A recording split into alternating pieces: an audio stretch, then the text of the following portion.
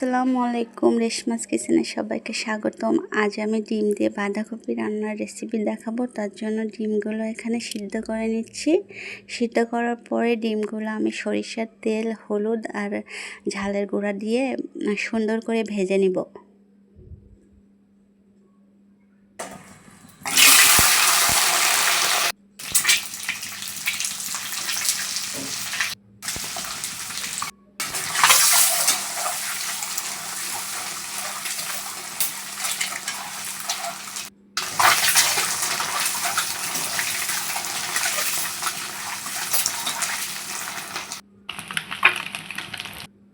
সুন্দর করে ভেজে নিয়েছি। এখন এই ডিম ভাজা তেলের ভিতরেই আমি পেঁয়াজ বাটা, রসুন বাটা, আদা বাটা দিয়ে একটু নাড়াচাড়া করে, আর এখানে হচ্ছে বাঁধাকপি আমি সিদ্ধ করে রাখছি।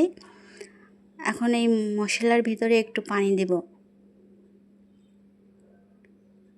এখন একে একে এখানে হলুদের গুঁড়া, ঝালের গুঁড়া, তারপরে ধনিয়া গুঁড়া, জিরার গুঁড়া দিয়ে আমি এটাকে একটু কষাবো বেশ কিছু সময় ধরে।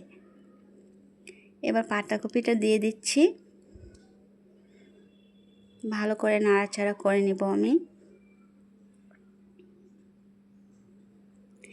এখন একটু লবণ দিয়ে দিলাম।